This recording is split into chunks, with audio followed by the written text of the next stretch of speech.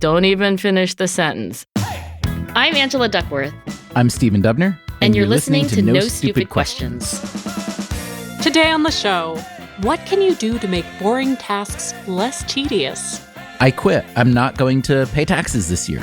Also, are people overreacting about the risk that COVID presents to kids? Left, right, center, children everywhere. How did I get here? I don't know.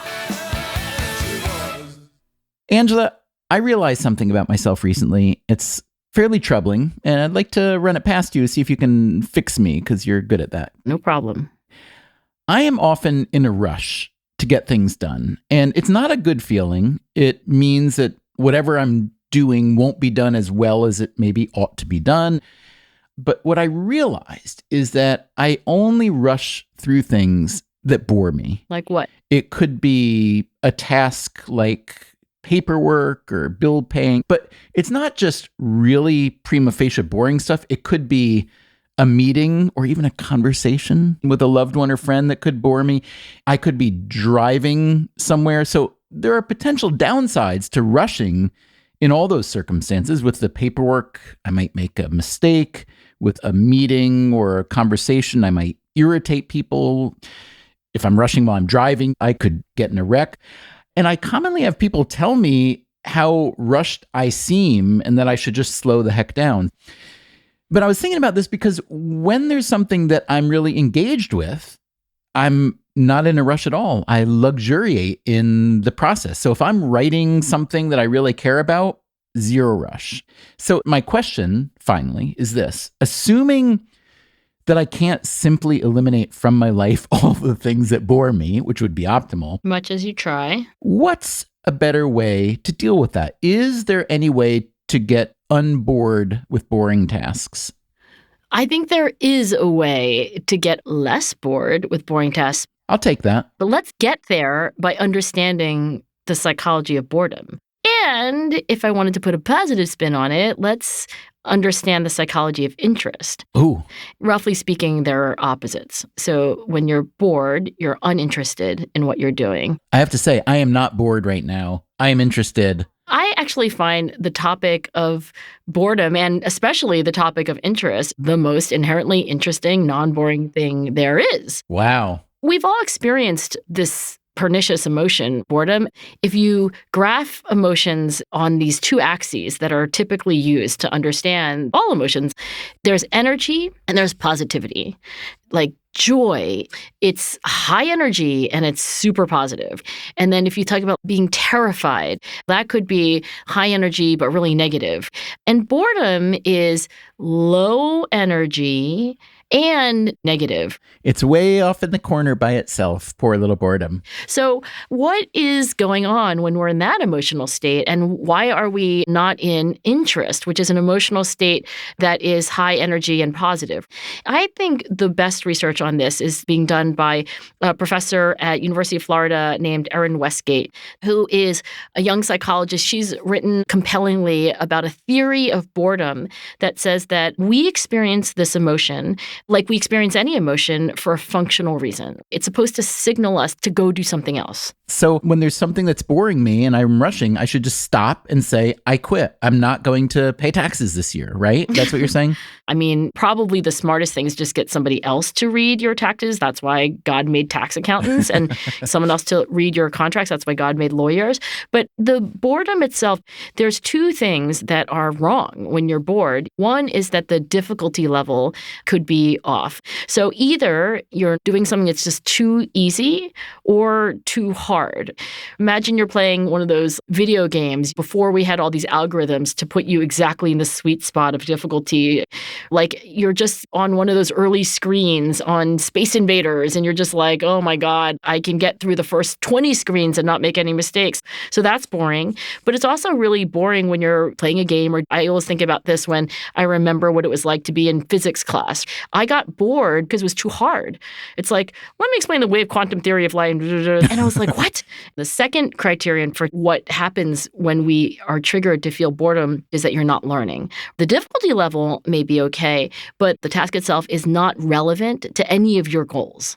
That resonates a lot. For instance, if I'm driving, I'm not going to say driving is too easy or too hard, but what am I doing here? A machine could do this better than I.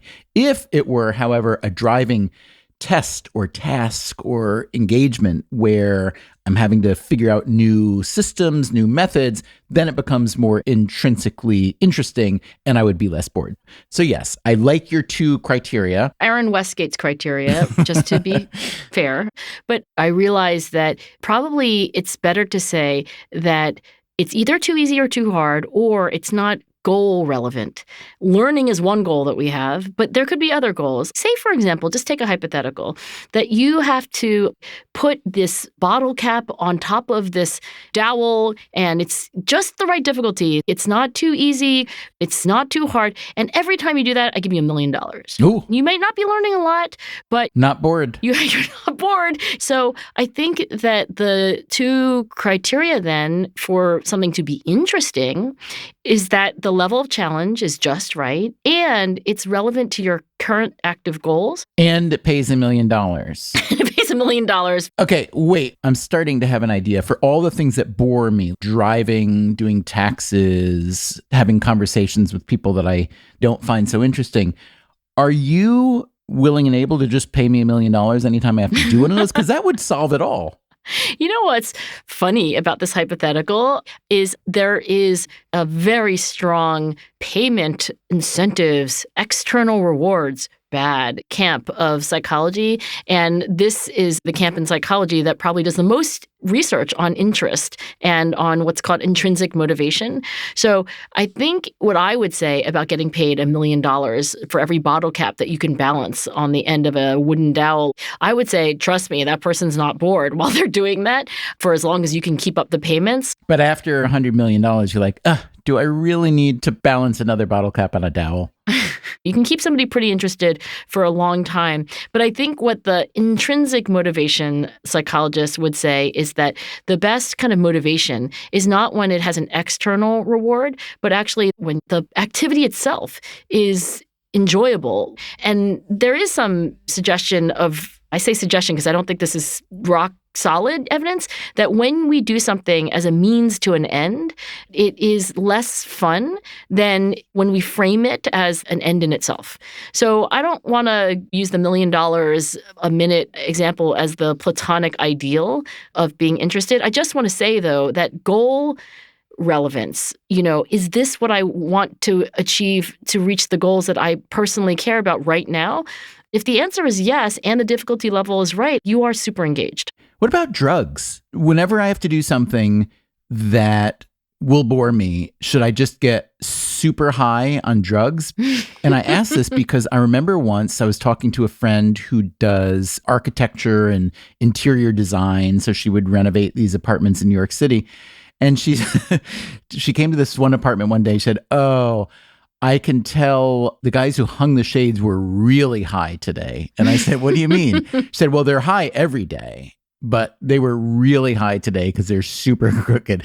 And I said, "Wait, what do you mean they're high every day?" She said, "Oh yeah, like 80% of the people who come and do this certain kind of finish work, they're high. It's just too repetitive and boring. And if you're not high, then you get miserable."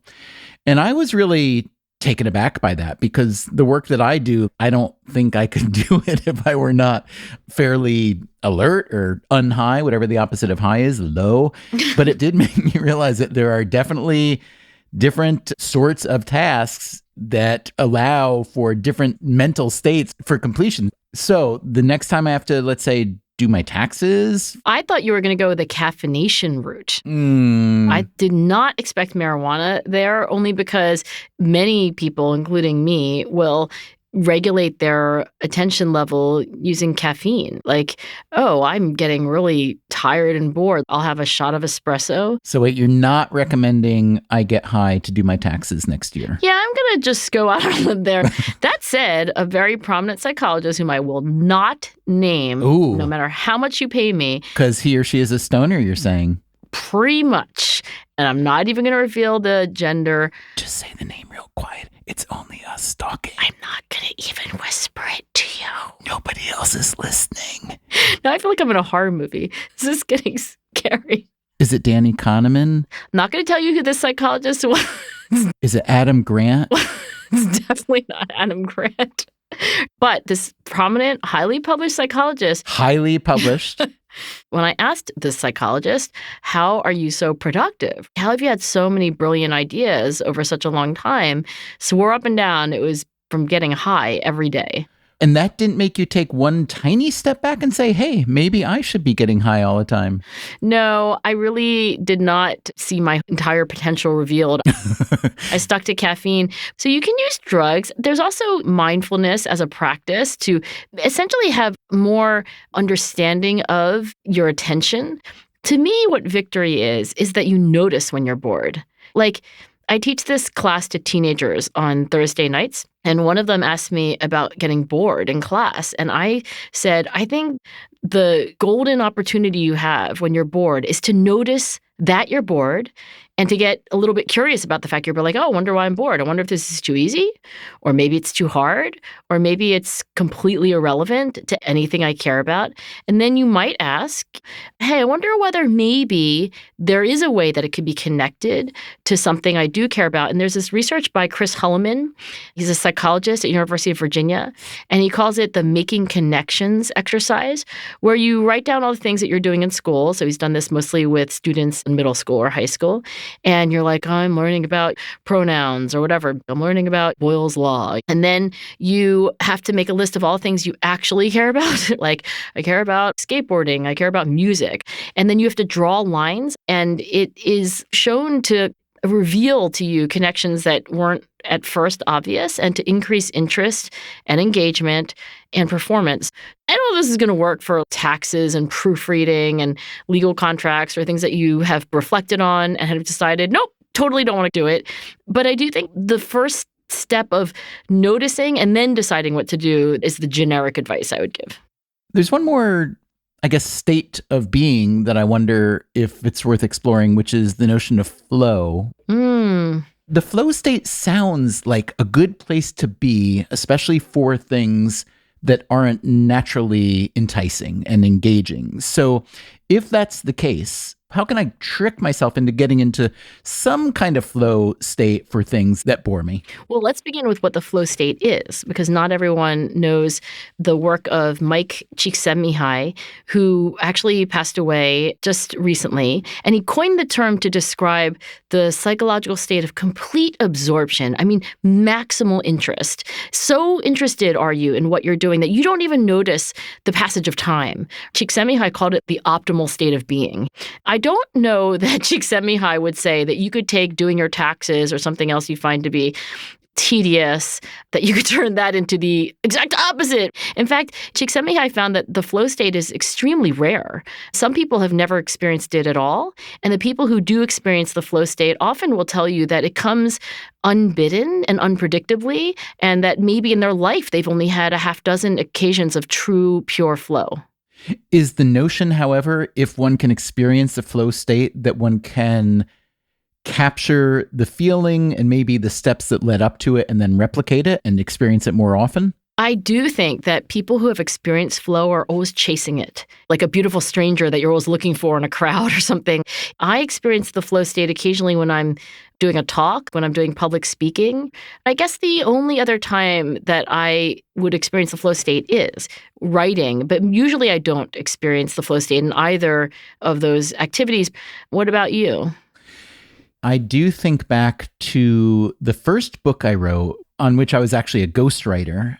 It had been a long and very, I don't want to say difficult collaboration, but it was difficult. I'll just say it. Anytime anyone says, I don't want to say that it was difficult, they just want to say that it was difficult. We got out the other side alive and unbloodied for the most part, but it was difficult work. But the last chapter, when I sat down to write it, I really felt as if I had a hand on my back, gently just pushing me along. And for about 90 minutes or 2 hours, I was in a state that I would just have to describe as flow. It felt like it was just pouring out of me. And I was a little bit aware of the fact that this was an unusual or heightened state, enough so to be concerned that when I would go back and read it, it would be gibberish and terrible and written as if I were intoxicated somehow. On marijuana. But as it turns out, it was good. And I thought about it a lot because I wanted to chase it. I wanted to capture it and replicate it and bottle it and have it every time I sat down to write. And when I went back to think about how I got to that stage, I think it was really the result of just working really hard for a long time and putting yourself into position to bring that final chapter of a book to the finish line. So I don't think there was any secret sauce or magic. That's probably a good lesson for me and probably for anyone, which is, all those cliches. The harder you work, the luckier you get. The more you prepare, the more likely you are to do well when the time actually comes. It's a feeling of complete control, right? It's a very otherworldly thing. It's like the Force or something, like you're Luke Skywalker. There is one possible solution to the problem I described that we haven't touched on yet. Another approach would be, okay, this task is boring. It's just going to be boring. And I can try to manipulate my feeling about it a bit, but that might be hard. And at the very least, what I could do is try to consciously slow down and give the task a different kind of attention and a different kind of respect. In other words, it's still a thing that needs to be done, and I'm the person that needs to do it. And therefore, what I need to do is force myself to not rush. So, do you have any advice for that, please? I don't like the word force. Anytime anyone says, I guess I could just force myself, I'm like, don't even finish the sentence. Ain't gonna work. Don't try. So I think rather than force, let's do an Ellen Langer trick, which is this kind of mindfulness that she advocates for, which is noticing what's different. She did this random assignment study of symphony orchestras trying to become one with the music. And in the moment is very hard when you have played Beethoven's Fifth how many times?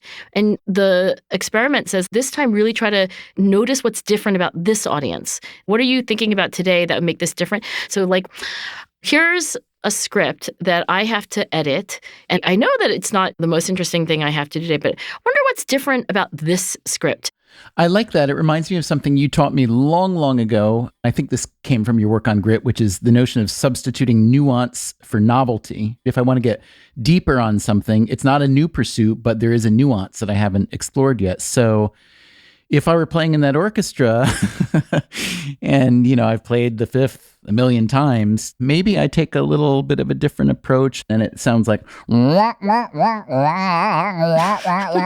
that what you're suggesting? That'll spice things up and I won't be bored at least. Research would suggest that not only would you be less bored, neither will the people who are listening to you.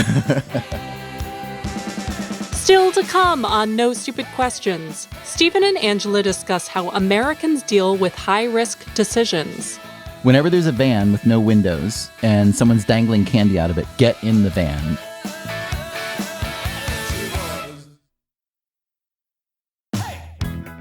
Stephen, we have a question from an Andy Clapper. Andy! I went to high school with Andy Clapper. No, I didn't. Well, let me say, I really resonated with it because I've asked a version of it myself. So Andy and I would like you to hold forth. Are you ready? Yes. Andy writes, I have a specific question, but it fits into a broader narrative. What is the risk of COVID for a vaccinated 50-year-old man versus an unvaccinated 10-year-old? I ask because people are freaking out about kids and COVID, and I'm still not sure that the risks are that bad for kids. Don't get me wrong, I'm fully vaccinated and wear a mask when required, but given what Americans fear, AR-15s and mass shootings, children being kidnapped and turned into sex workers, etc., and what Americans don't fear, driving to work and bathtubs relative to those other risks. Driving to work in bathtubs? Driving to work, space, and bathtubs. I guess those are two things that could imperil your life. Because I did once drive to work in a bathtub, and it is to be feared. But anyway, given what Americans fear and what they don't fear, Andy asks, In my mind, risk is both relative and situational. My risk of getting COVID in a crowded indoor club is considerably higher than a suburban grocery store off-peak, and where I should wear a mask is dependent on that situational risk. It might be more risky to drive your child to school than it is that they'll be kidnapped by a stranger. I only mentioned the kidnapping because of a meme I saw today on Facebook about not putting a child's name on their backpack for fear that it would give a kidnapper a critical advantage. Facebook. I really wonder how bad Americans in general are at assessing risk, especially their own risk. There is so much to talk about here, Andy. Let's start with the COVID risks and then get on to the broader risks. In terms of COVID and kids, we are now starting to get some pretty good data on this. I'm looking here at a report from the American Academy of Pediatrics, and this came out in early November, which we should say is right before the very widespread availability of vaccines for children. As of early November, over 6.5 million children in the U.S. have tested positive for COVID-19 since the onset of the pandemic. So 6.5 million in a country of about 330 or 40 million. Furthermore, since the pandemic began, children represented only 16.7% of total cases, but as of early November, children were 24% of reported cases. They're going up. The available data indicate that COVID-19 associated hospitalization and death is uncommon in children. In fact, in the states that have reported, between 0% and 0.03% of all child COVID-19 cases have resulted in death. So basically, let me get this right. Children who make up, 20 or so percent of the U.S. population. Sounds about right. There are a lot of them. There's so many of them. Left, right, center, children everywhere. How did they get here? I don't know. Where did they come from? That's another conversation. Because I haven't seen a stork in forever, and yet the children keep coming. That's an interesting question. But the point is that they're getting infected with this virus at about the base rate for the population. So they don't seem to be markedly more or less vulnerable to the virus, but healthy little stinkers that they are, they're not going into hospital. So Andy is right to ask if we are perhaps over-worrying about children contracting COVID because a lot of kids have got COVID and very, very, very few children have died or presumably suffered from it. That said, there's still a lot of uncertainty. We talked about risk versus uncertainty in one of the very first episodes. And bottom line is, risk is something that can be measured and therefore responded to in a fairly rational way, whereas uncertainty could present a risk from 0 to 99, but we don't know. So I think that when you've got something risky that is uncertain, it can make people a little bit irrational. He writes, the risk of getting COVID in a crowded indoor club is considerably higher than a suburban grocery store off-peak, and therefore he concludes that where I should wear a mask is dependent on that risk. I mean, I think that is directionally correct, but you also have to consider the cost. You know, how costly is it to wear a mask in a suburban grocery store? You'd say not very.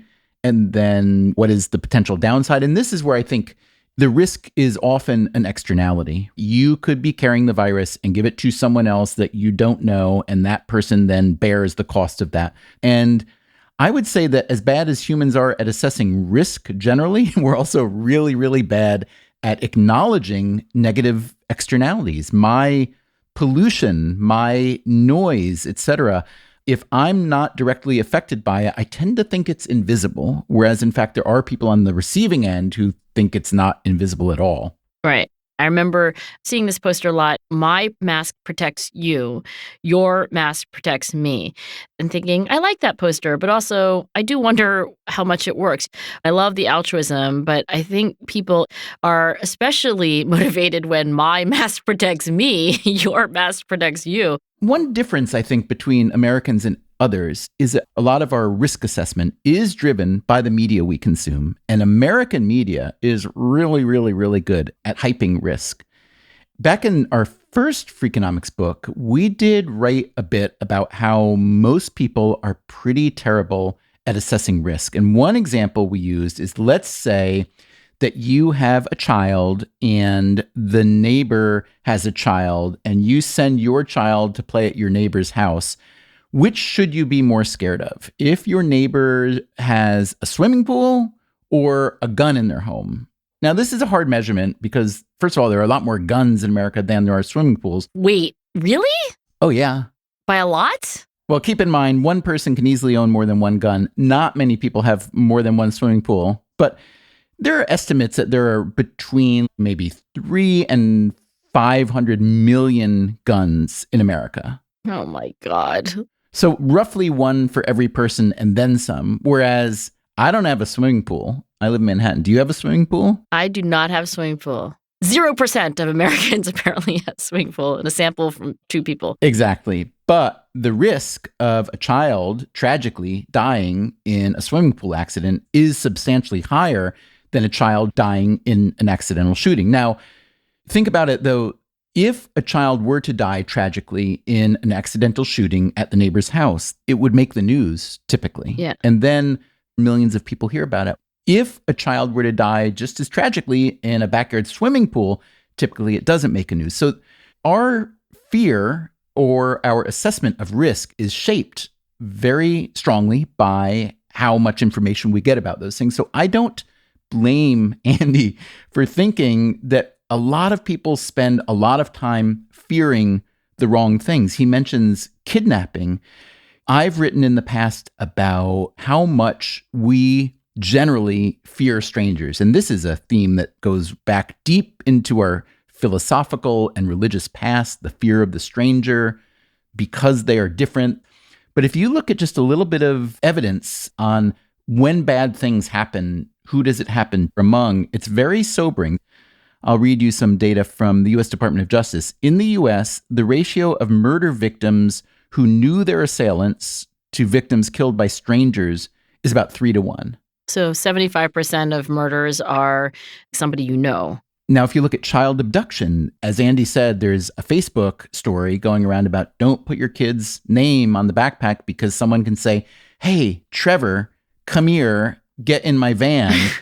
But if you look at the data on abductions, the vast majority of them are what are called family abductions. Like a divorce and one of the parents makes off with the kids, something like that? Or maybe a kid will be persuaded to, quote, run away to stay with the uncle or aunt or grandparent. But a very, very small share of abductions are what are called stereotypical kidnappings, which is defined as a non-family abduction where the child is detained overnight or transported a certain distance. But again, that one gets on the news, the others don't. And so our brains turn these relatively very rare events into what seem like normative events. Maybe the answer there, though, is that instead of being more guard down with strangers, you should fear the people in your home. I guess so, right? What is the conclusion we're supposed to draw? Because you say to me,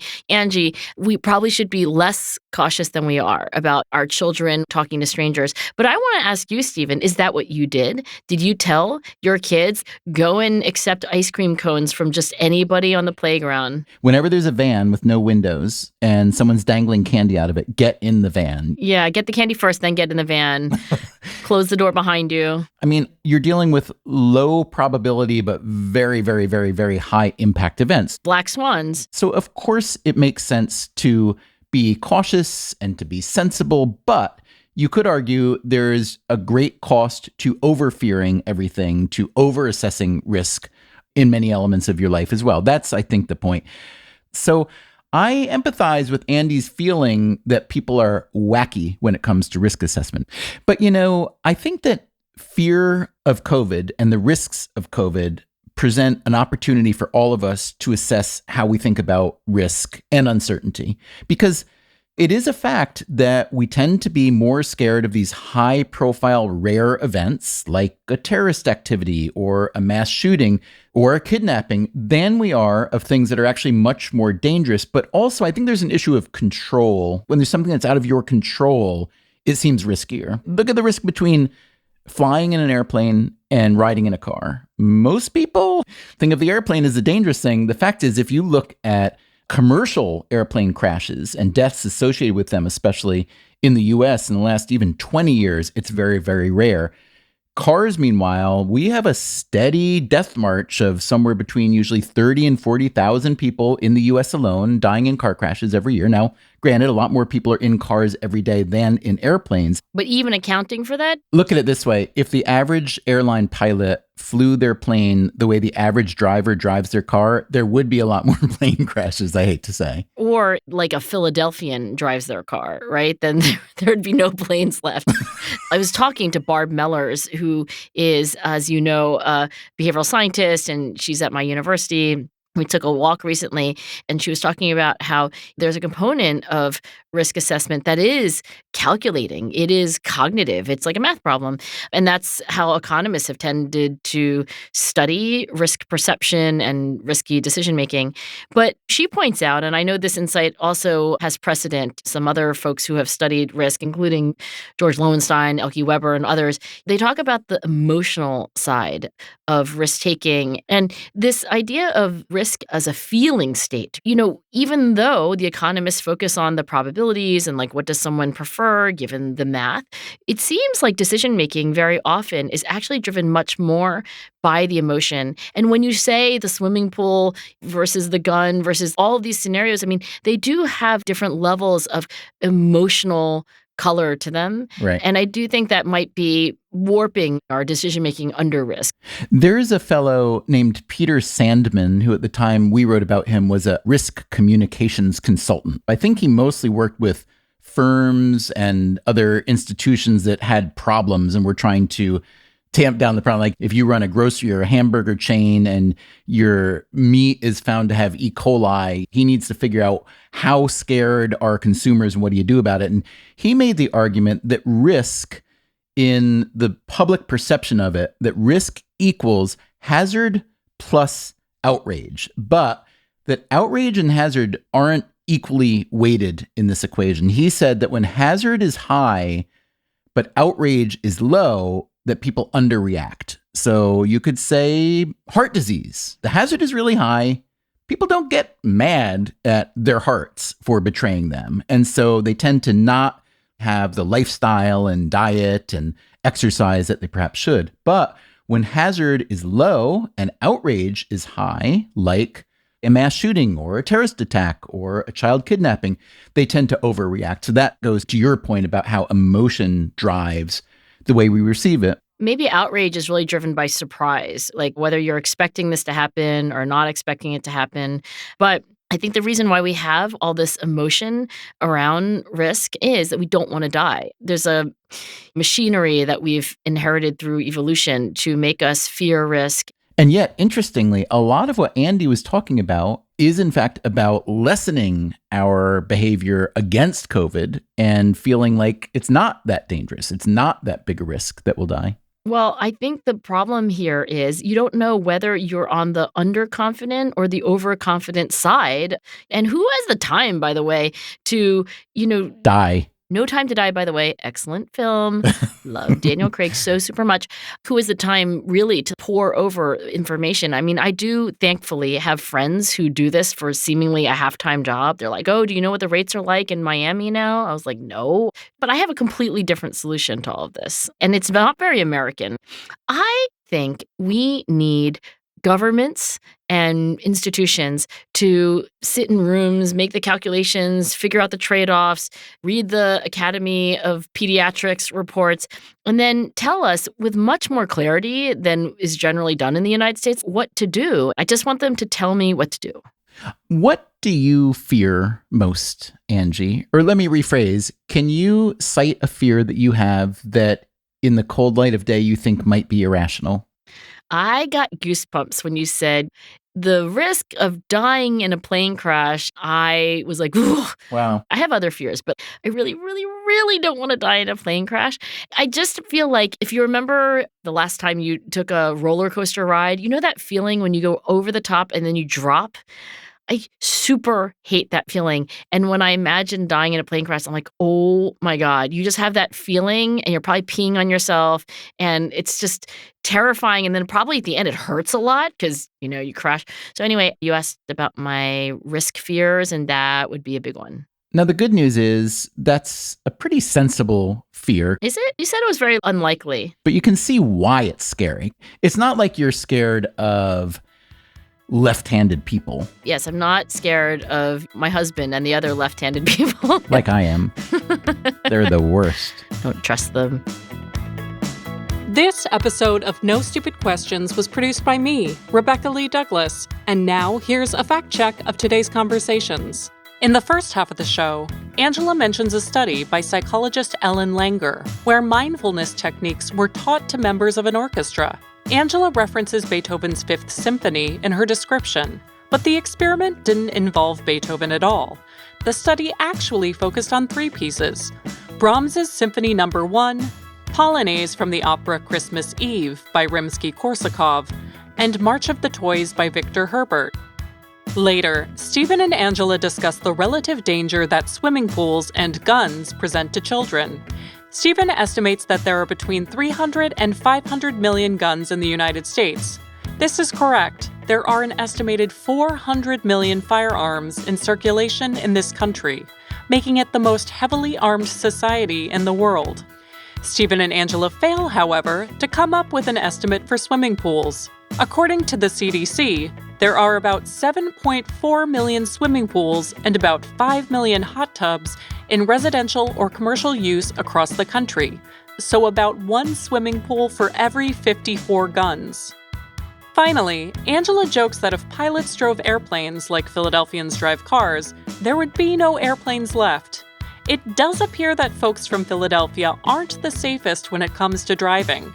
According to Allstate's 2019 report on America's Best Drivers, Philadelphia ranks 191 out of the 200 most densely populated cities in America, with a relative collision likelihood 67% above the national average. However, that pales in comparison to drivers from Baltimore, Maryland, the city at the very bottom of the list. Their relative collision likelihood is a whopping 152% above the national average. So, in summary, be careful around guns, swimming pools, and Baltimore drivers. That's it for the fact check. No Stupid Questions is part of the Freakonomics Radio Network, which also includes Freakonomics Radio, People I Mostly Admire, and Freakonomics MD. This show is produced by Stitcher and Renbud Radio. Eleanor Osborne is the engineer. Our staff also includes Allison Craiglow, Greg Rippin, Emma Terrell, Lyric Bowditch, and Jacob Clementi. Our theme song is And She Was by Talking Heads. Special thanks to David Byrne and Warner Chappell Music. If you'd like to listen to the show ad-free, subscribe to Stitcher Premium. You can also follow us on Twitter at NSQ_show and on Facebook at NSQ Show. If you have a question for a future episode, please email it to nsq@freakonomics.com. And if you heard Stephen or Angela reference a study, an expert, or a book that you'd like to learn more about, you can check out freakonomics.com/NSQ, where we link to all of the major references that you heard about here today. Thanks for listening. I think living is much better than being dead. I'm going out on a limb here, but that's what I'm saying. I'm going to go out on a limb and join you. The Freakonomics Radio Network, the hidden side of everything. Stitcher.